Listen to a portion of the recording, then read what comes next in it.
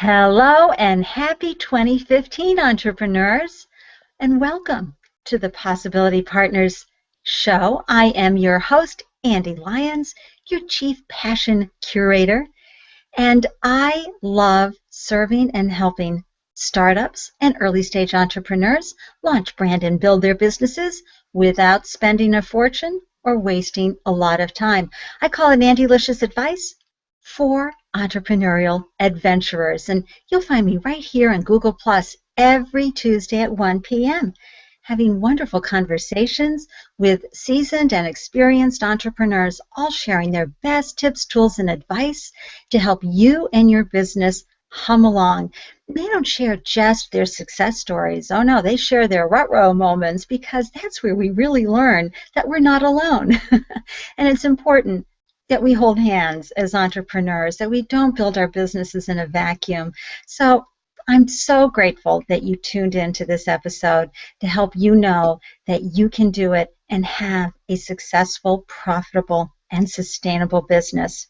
And this week, we're turning to an experienced, and may I just say, cashed out, hold on, I just love the sound of those words, cashed out entrepreneur who's here to share his story that he's actually written a book about. You can see it right here, Becoming an Entrepreneur.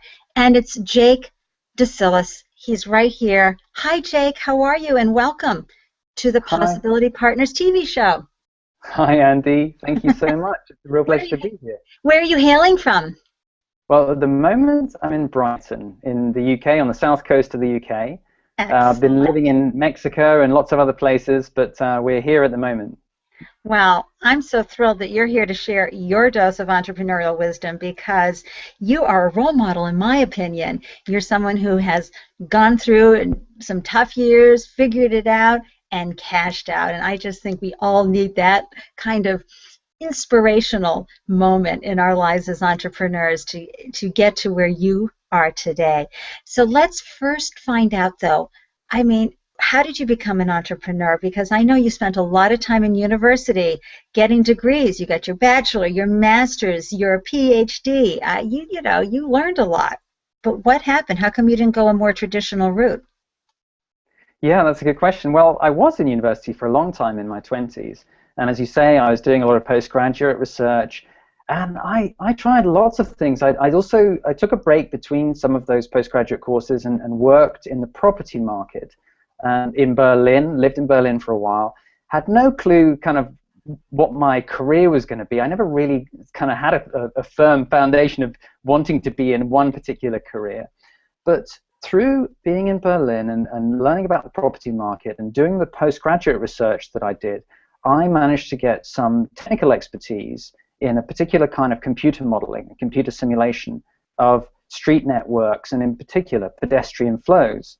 This was at the time in the late 90s when entrepreneurship was really in the air. There was this first kind of wild wave of internet startups, and I was living in London and surrounded by people of my generation who were all starting internet businesses. And it was a really great time sort of to think about being an entrepreneur.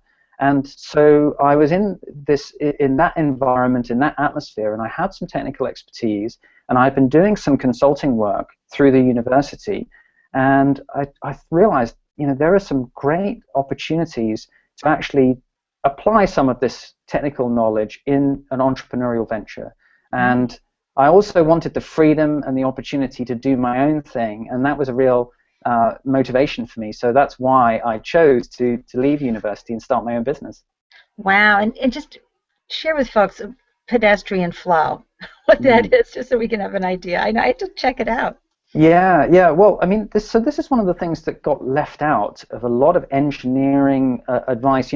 Cities and shopping centers are planned for cars, for parking and getting people in and out of places by car. But pedestrian movement is absolutely key to all face-to-face retail. If you don't have enough foot traffic past your shop won't survive. And so retail developers have to make sure that pedestrian flows are sufficient in all the different levels of their stores, of their centers. And in urban development, developers want to make sure that if they plan a shopping street, there's going to be people on it and there's going to be enough movement. And so there was a real opportunity to try and provide some tools to help people plan better for pedestrians, and that's what my business did. We used computer simulation to look at where people would walk, so we could advise shopping center developers and property developers and local councils on how to make sure that streets would really work for people, and that people would walk, where designers could plan for, rather than where they just hope they would or think they should walk, which is often not the same thing as where people actually walk. Well, and when you started your business, Jake, it wasn't just all fun and games and woohoo, because I know you started off with one business model in mind, and you quickly learned that your customers wanted something else from you, right? Yes, absolutely. And that was one of the things that I talk about in my book, is that even something as fundamental as my business model changed, because I had the idea, and this was, again, very much influenced by the people that I'd seen starting internet businesses, that I would be developing a software business, and it would be an application service provision over the internet, and we provide this kind of computer modeling and simulation to customers through the web, and it would be a software business. And what we very quickly found was that property developers and shopping center developers didn't want a piece of software. They wanted a solution for their project, and they didn't have time to learn new stuff or do anything. They wanted consultancy. And that's actually not what I initially wanted to do, but we had to take that on board and realize that was where the commercial opportunity was. And so that was one of the processes of learning by selling that we really underwent. And that's something that I write about a lot. You have to actually have a relationship with your customers where you understand what it is that they want, so that you can adapt your offering to give them what they need. Absolutely. That's wonderful. Now, you started your business in 2000. Of course, I had a .com from 98 to 2000, so I know what it's like to be in that excitement of online businesses and all, but you seem to have made it through a lot of hurdles, and then you sold your business in 2010, correct? Yes, we actually sold in 2007, and then I had a 3-year earn-out period. So I finally finished and left the company that we sold to in 2010. Oh, good. Well, could you please share with everybody, what's it like to sell your business? And folks, most times when an entrepreneur sells the business to another entity, they tend to be written into the contract for 2 to 3 years, right, Jake? So that the company can make the transition, the purchasing company. What was it like for you to sell? And I ask this because I wonder if there's a sense of loss. At the same time, you're exhilarated and going, yes, and you're happy with the price and everything. What was that like? It was really intense, really intense. And there is a sense of loss, and there is the excitement, everything that you described. And, that's one of the things, like, some people think that you should never start a business with any idea about selling it, because you need to be really devoted to your business and so forth. And other people start with very much the idea that they just want to sell. They just want to start a business to sell it. And I was an odd mixture of the two, in that I actually, while I was doing my business, I felt very passionately about what we were doing. I was really committed to it. I thought about it all the time, and I really enjoyed, and believed in what we were doing. But I also got to a point where I knew that, there are other things in life that I wanted to do as well, and other opportunities. And so selling for me was a huge transition, and there are some aspects of it. I mean, obviously, I'm really happy that we managed to sell. It's a difficult thing to do, and it's something that a lot of people want to do and don't manage to. So I'm incredibly happy, and I think we were very lucky in terms of the timing of the sale as well. Also, though, there is a sense of loss, and it's really difficult because you put so much into your business, and so much of your own sort of passion and personality goes into trying to make this thing work, that when you sell and it's not your business anymore, it belongs to somebody else, and you see them making decisions that you wouldn't have made yourself, because they're doing things for their own sort of purposes. That's really hard. It's really hard, and letting go is very hard. So it's an intense experience. It's both amazing and exhilarating, and one of the best things that happened to me. And at the same time, it was also a sense of loss, and it was painful. That's tremendous advice for all of us and insights. Thank you so much, Jake. While you were an entrepreneur and as you continue on through life, are there some daily practices that you can share with us that have really helped you stay focused, resilient, persistent, and of a positive state of mind, which I think is, you know, what we all have to work very hard at as entrepreneurs, given the level of uncertainty that we experience on a daily basis? Yeah, well, I mean, I'm really into systems. That's the way that I deal with challenges, is I have my systems. And so for daily practices, I'm a big fan of the getting things done approach to productivity. And I've read a lot about GTD over the years, but I've also kind of adapted it to myself. So in terms of my daily practices, I'm very much coming from a systems focus. And so I have a task management application, and the one that I use is called Omnifocus, which I have all my projects for both work and personal life and everything in there. And every day I look through each of the contexts that I have for different types of actions that I can do, and that's sort of the real backbone of my daily practice. How do you spell that? Omni? Did you say O-M-N-I? Yes, Omnifocus. It's on Mac and iOS, that one. Okay. And it's a very powerful task management application for people who are interested in the kind of getting things done approach. So yeah, that's sort of where my system is. But also, I'm really interested in using habits to get what I want out of my life, and that's something that, you know, as well as systems, I try to make a real focus of being very conscious about my habits. So, for example, now that I'm writing books, it's very important to me to write every day. And so I have a habit of writing at least 750 words a day. And sometimes I can bash that out in half an hour. And sometimes it takes me 5 hours if I'm doing research and so forth. But I do it every day, and so that's sort of that's the kind of thing that I really like, is to try and be very conscious about habit forming, and also to choose habits that are in my control. Right. So I can't necessarily control whether or not, you know, people are going to like my books, but I can control what I write and that I get it done every day. And so those are the kinds of things that I like to focus on in terms of daily habits. Oh, I love that. And I know there's some folks watching, especially Lainey Sullivan, who is really into systems and really into what we say, which is hashtag GSD. Just saying. But we have some wonderful folks watching today with us. We have Cherie Valentine, we have Esther Gondal, we have Tanya Lemire, we have Dave Pipe, who is from Sussex, in your neck of the woods, and we have Kirsten. She's also a British gal who's got a great company.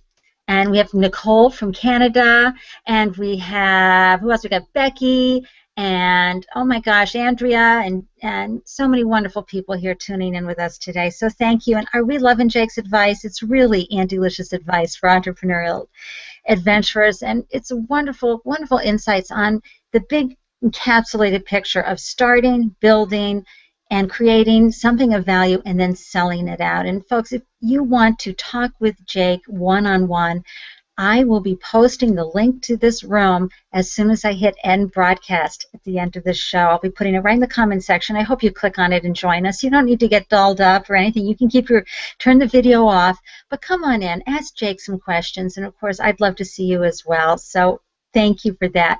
Now we're going to talk about becoming an entrepreneur.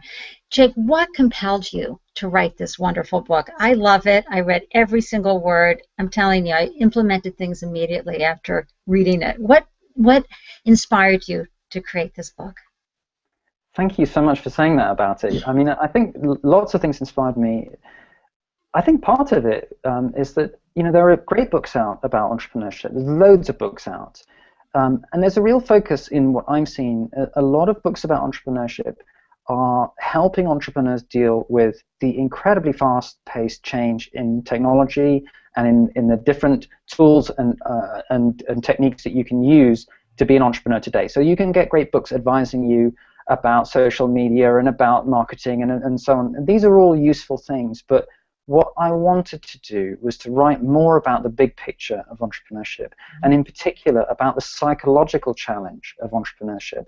And there's less written about that. You know, that's something that I felt that, this is something that, you know, my book is really about your journey in becoming an entrepreneur. And what I wanted to do is to try to encapsulate the things that I felt it would have been helpful to have someone talk to me about when I started a business, because I made loads of mistakes, and part of this book is about me encapsulating the principles that I came to rely on to help me in my own journey. And so what I want to do is to share those principles so that other people who are becoming entrepreneurs can have that and hopefully really use that to help their own journey. And so that's what my book's for.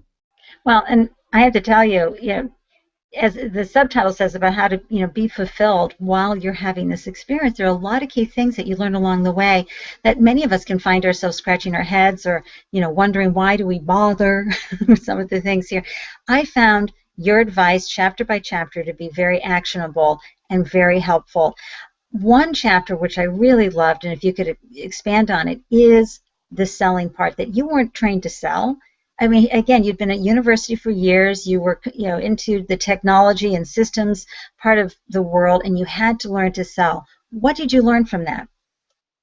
Yeah, that was really a really important part of my own journey, was learning to sell, because I now see selling as such a crucial aspect of entrepreneurship. It's so important because it's how you learn. And selling is actually the mechanism that you learn how to make your business better, how to provide something that's going to be useful to people.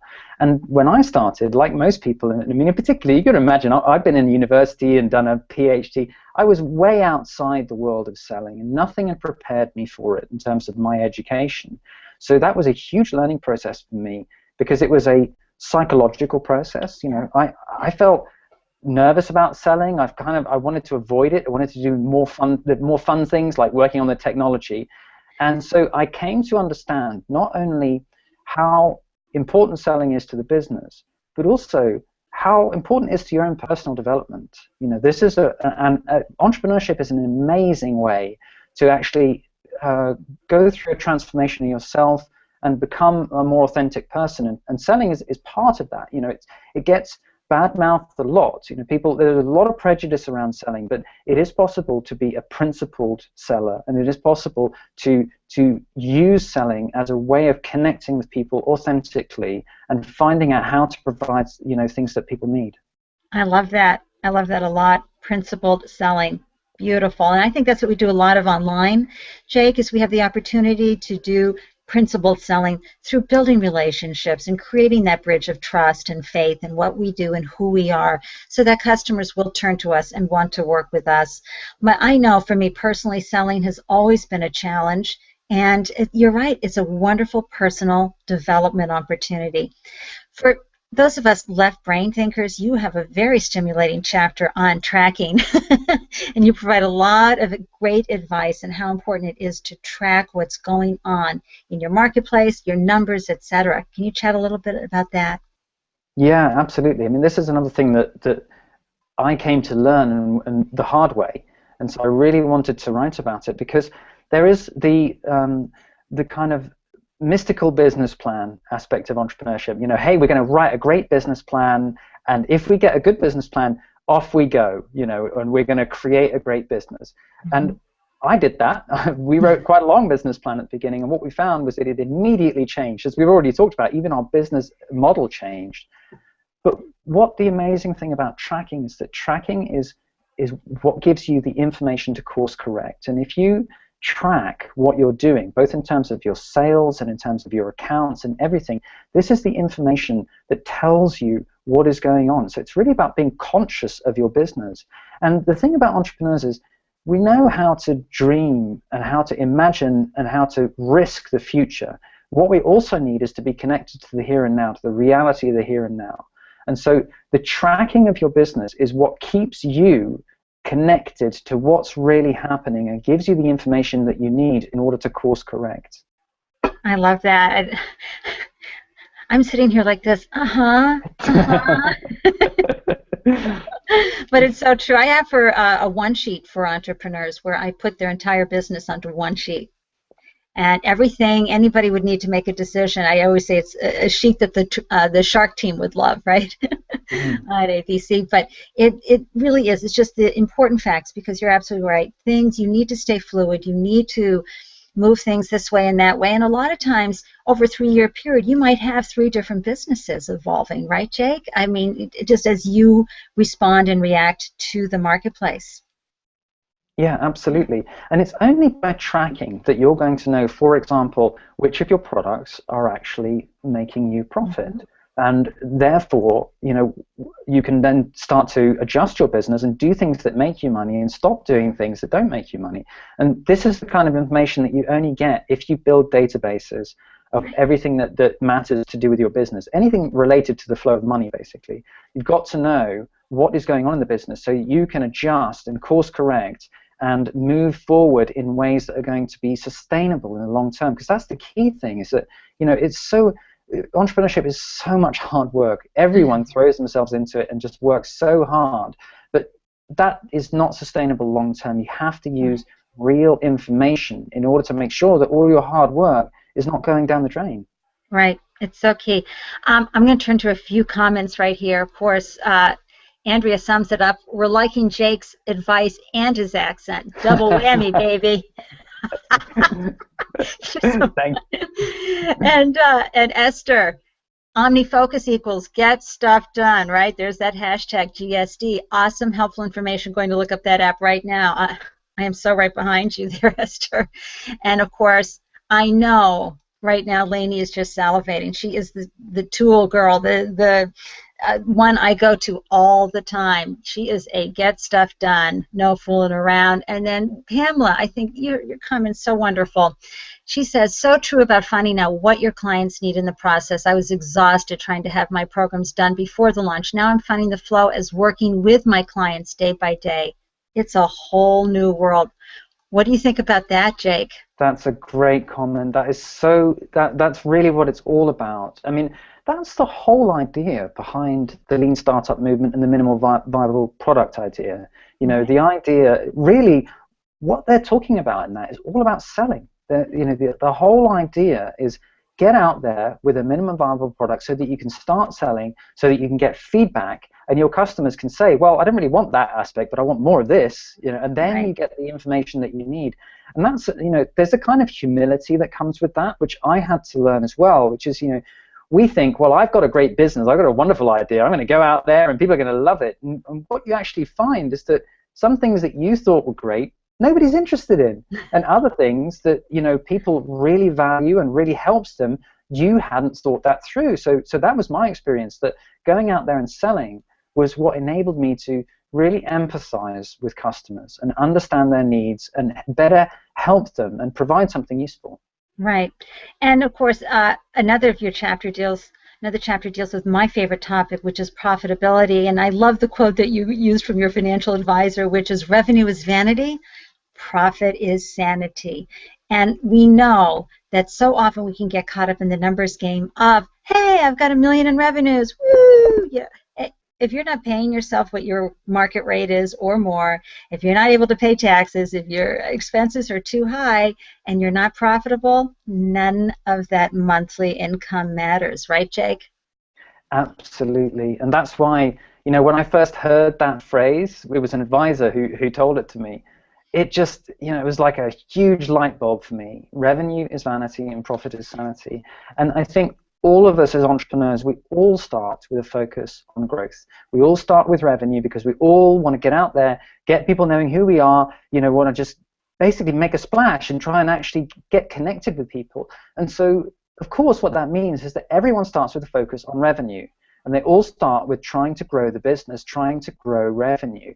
And you have to make that transition from that initial focus of just trying to be something in the world that somebody knows about to actually focusing on profit. And that was a huge step for me because that process then gives you a guiding light as to how to make your business sustainable in the long term. And if you don't make the change to a focus on profit, then you will burn out because everyone loves to spend. It's so easy to buy lots of fun things for your business, but if you don't have a focus on profit, then it'll never be sustainable long term. You never make any money. So Right. that was the thing that, that's the sanity aspect of it. Profit is the guiding light to make your business sustainable in the long term. And profit is what tells you whether or not your customers value what you do. And this is a really important piece of information from customers too. Oh, absolutely, because some customers are going to cost you way more than others. Yeah. Absolutely, and you need to fire some customers. That's a key part of moving to profitability, is realizing that it may be that there are some customers who are actually really the problem in terms of making your business unsustainable, and adjusting your business because of Right. that is a key part of your own journey as well. The other thing to be wary of are those big projects that come in. You go, oh my gosh, this will feed my company for months. But then all of a sudden you're like, oh no, this is costing me too much money, right? Yeah, and that was a huge learning curve for me too. I also had that feeling about big projects. Way, we've got loads of revenue, this is going to keep us going forever.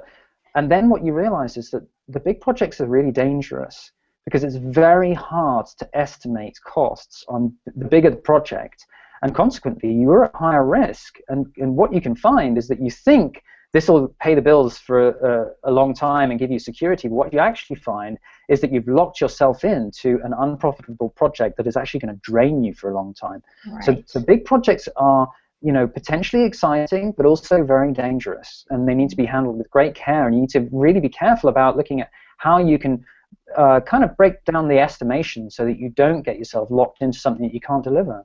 Right. And that's key. You don't want to lose money on anything that you do. And viewers, here's the equation I want you to remember. Sales minus profit minus your salary then equals expenses. Okay? That's really where I want you to be focused on. Because usually it's sales minus expenses equals profit. But in our day and age, and I think you brought this up too in your chapter, which I loved, which is that a lot of times because of the quote tax write-off, well, we don't want to have too much at the end of the year left over because then we'll have to pay taxes on that. That can set us back too, right, Jake? Yeah, that's what economists call a perverse incentive. Actually, the way that the tax system works, it actually means that, unfortunately, some people think, oh, well, I can put this on my business because it'll be more tax efficient, and that's true. But the problem is that that also muddles your thinking, because it means that you actually start thinking about what can you channel through your business, rather than thinking about how am I going to make this the most lean, efficient machine I can. And so you've got to be really clear about why you're doing what you're doing in terms of your expenses. Right. And that leads us right into one of the biggest challenges folks have when they become an entrepreneur, which is holding on to the employee mindset, which can really, again, we're used to reporting to the boss who wants us to do A, B, C, and D. And as an entrepreneur, what happens, Jake? Well, this is the thing that I really sort of think is the big psychological challenge, that we've all spent so long growing up in school, sitting in rows with someone at the front, telling us their wisdom, and us learning how to be followers and how to be compliant. And then we take that attitude into the workplace, where we look for, okay, who's the next person who's going to tell me what to do? And that is what I call the, employee conditioning. And I think a part of the aspect of entrepreneurship is that if you have been taught for so many years by lifelong employees, which all your teachers were, then it's not surprising that you think like an employee. And there's a real change that has to be made to start thinking like an entrepreneur. And it's one that you don't get a lot of experience with, and you don't get a lot of training with, but it's a huge psychological shift. And it's about seeing opportunity in risk, rather than just thinking, risk, and backing away from it. It's about learning how to track what you're doing, and for the whole business, because you're responsible for it. Right. And so there's a huge number of aspects. Really, pretty much every chapter of my book, what I've tried to do is to show how you have to make a psychological switch to thinking like an entrepreneur and getting away from that employee mindset. Right, absolutely.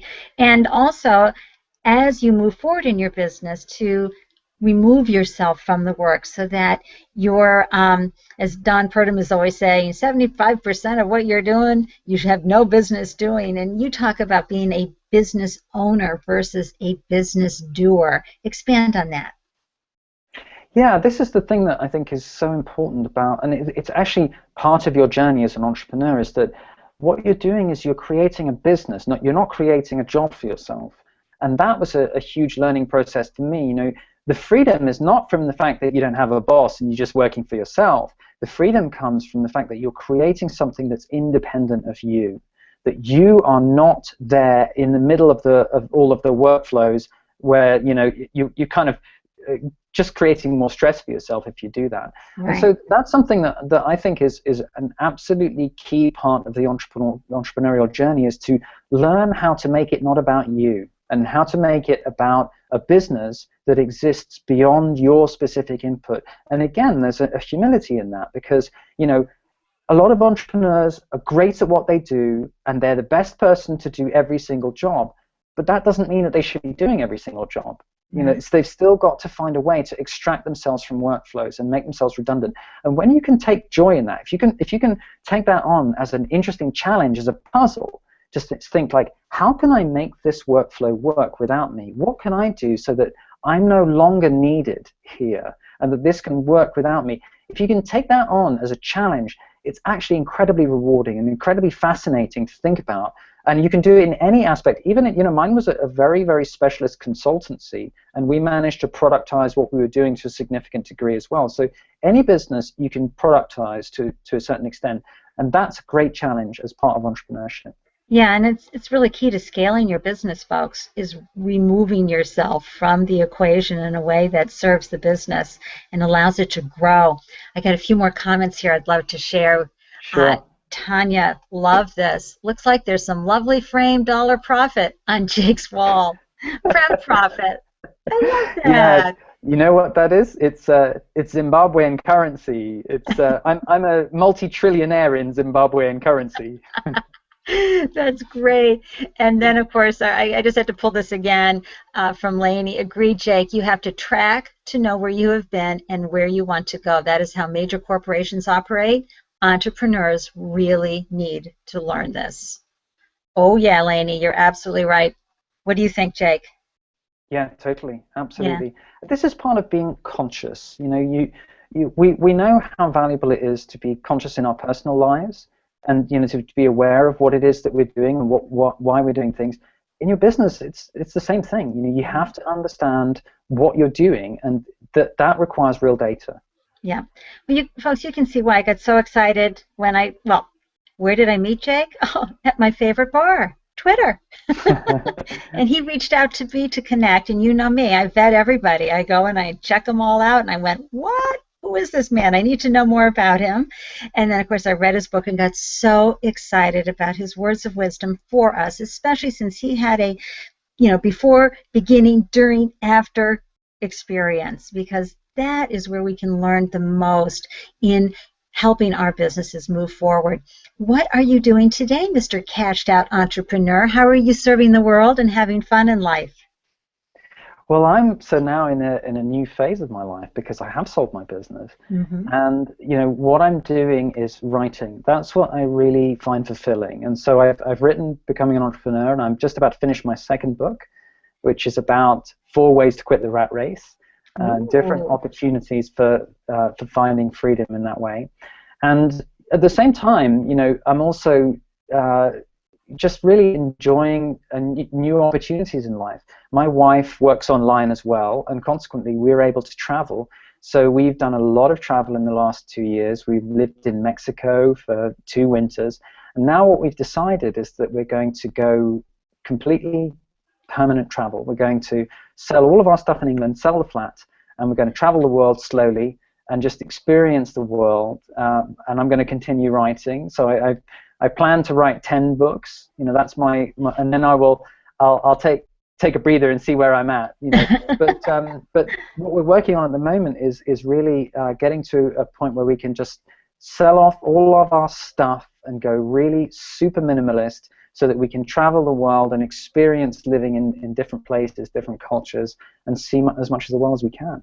Oh my gosh, you have to come back from some obscure place in the world, okay? And share your next book and where you are. I think that is so wonderful. Thanks for sharing that and what you're doing today. Folks, you definitely want to go to voluntarylife.com, is that right? Thevoluntarylife.com, yes. Voluntarylife.com. How did you come up with that name?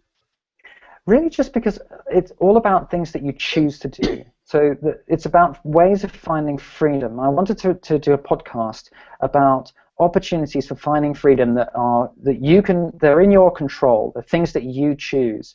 So the voluntary life is a life lived by your own choice. And that's why the topics I cover are to do with entrepreneurship, financial independence, and all aspects of kind of personal freedom, really. I love that. Hey, Shannon just came up with a great question for you. Here it goes. Hey, Jake, love your work ethic, plus I love how you think. Quick question, is there something that you do to center yourself every day? Is there something that you do at the beginning to set your day off right? Ooh, good question. Yeah, there is. I mean, one of the things I do, this is a little technical to talk through in terms of Omnifocus, but I have my whole life in projects, in my sort of task management system, and each day I look through the current tasks that I could work on for all of my different projects, both professional and personal. And that helps me get an overview of, what are all of the commitments that I have. I think one of the most important things about commitments is if you don't really know what you've committed to, then life feels like it's out of control. Being centered for me is also about being really conscious about what I'm committed to and what I want to work on. The other thing that I find really helpful is journaling. I find that really helpful. That's something that, my wife has written a book about journaling. She's really into it, and she's helped me understand more about how useful it can be to just get it out of your head, just for your own self, for your own purposes. Whatever's going on in there, especially if you've got lots of stuff that you're concerned about and thinking about, get it out of your head and write it down in your own journal, just for you in a private place that you don't have to justify or anything. And that can be enormously centering and enormously helpful. In fact, one of the things that David Allen talks about in getting things done, which I've always found really helpful, he calls it a core dump, which is like, when a computer crashes, sometimes it just pumps out onto the screen everything that was going on in RAM. And this is, in a way, you can do that yourself with journaling. If you're feeling stressed and not centered, if I'm feeling stressed and not centered, I just write it all down, get it all out of my head, and that helps me then to sift through and think through what I'm going to do next. That's a wonderful suggestion. What that does, folks, is that it helps dilute the unknown. Because a lot of times fear will paralyze us from moving forward. So by dumping that all out, this could happen, that could happen, and all your fears, all of a sudden it's like, oh, okay, they're part of this journey. They're with us all the way. What's the name of your wife's journal, so we can all look it up, or her book on journaling? It's called The Ultimate Guide to Journaling by Hannah Brain. All right. I'll put that in the archives, everybody. That's wonderful. Well, thank you so much, Jake, for joining us. Folks, you can find Jake, Google+, LinkedIn, Twitter, everything. I have all the contact information in the archives. Be sure to subscribe to his podcast, The Voluntary Life. It's very inspirational, very hopeful, and very informational. Any last thoughts for our viewers today, Jake? Just thank you so much for coming along, and I hope people will stick around. I'd be very happy to chat and answer questions afterwards. I think, Ande, you're going to give them a link for that, so I'll leave you to talk about the practicalities. But thanks so much for coming along, and then by all means, come and have a chat. Awesome, and of course, this is where I'd love to just wave hello and give my mwah shout-outs to folks who swung by before the show and in the event said howdy, but they wouldn't be able to watch. They'll be watching the replay. So I'm waving to you, Deborah Oakland and Christopher Pearsall and Andrew Argue, right, from your group there, and Bob Barron, and so many wonderful folks. Thank you for watching the replay. Thank you to the live audience today. You were rocking stars. I saw all of you going down there. Wonderful. Thank you. And clearly, hashtag GSD got a lift today. While you're there, please subscribe to my YouTube channel or hop on over to andelyons.com. And if you haven't downloaded already, the 7 Essential Strategies for Early Stage Entrepreneurs. It's a wonderful, quick little guide to remind you of how you need to be with your business.